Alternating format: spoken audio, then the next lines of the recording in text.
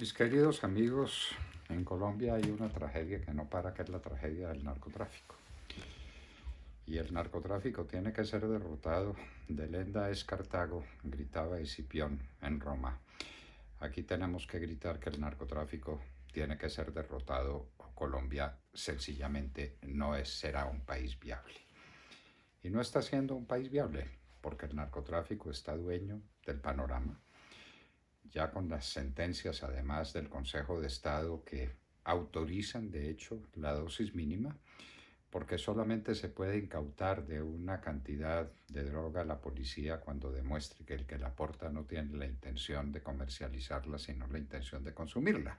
Y con eso queda resuelto el problema.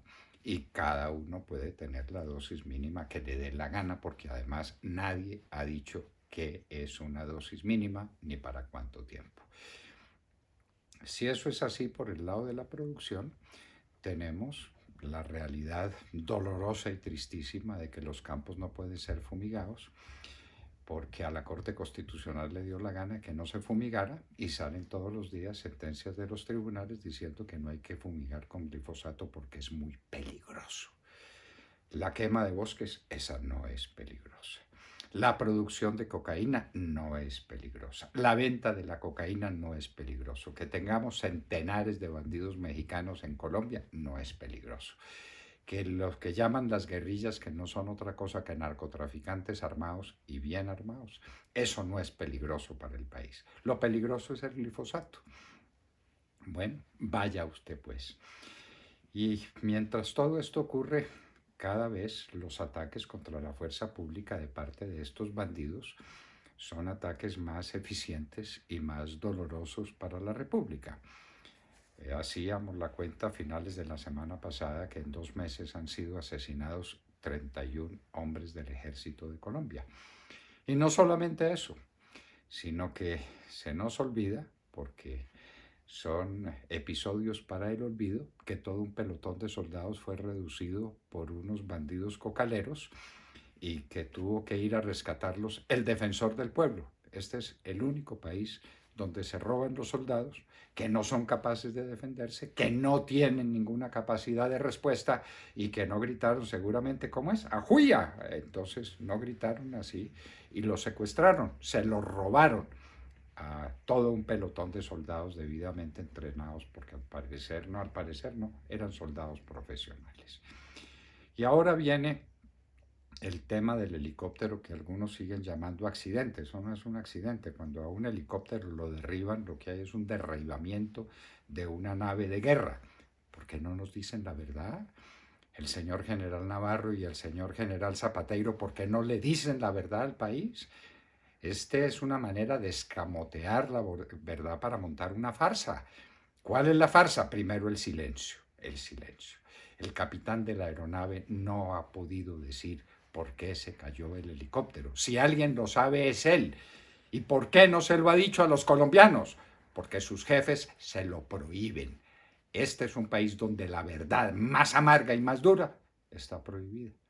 Y eso no es aceptable. No podemos vivir con un ejército que le niegue la verdad al país, obviamente por orden superior. El ministro de Defensa y el presidente de la República están en el corazón del secreto. No se puede decir la verdad. ¿Por qué se cayó ese helicóptero? Recuerden que perecieron 11 de nuestros soldados metidos entre una jaula de hierro ahogados.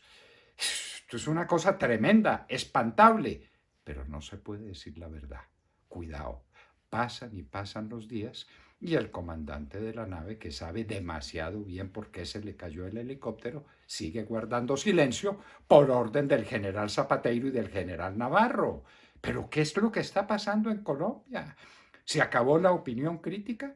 ¿Se acabó la capacidad de los colombianos de exigir la verdad y de recordar que el narcotráfico es el combustible que alimenta todas las guerras?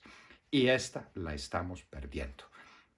Mientras Colombia tenga cocaína en la cantidad de las que las tiene, no es un país viable, no es moralmente viable, no es políticamente viable, no es económicamente viable. La cocaína le monta una competencia al comercio y sobre todo a la industria organizada, que la industria organizada no puede soportar. El comercio se tiene que limitar a ver cómo pasa el contrabando a la vera del camino y cómo el país todos los días se destruye más.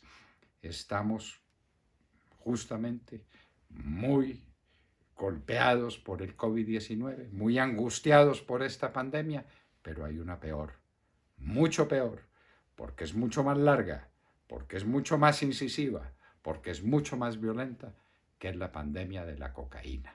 Y no somos capaces de combatirla porque, para empezar, no somos capaces de decir la verdad.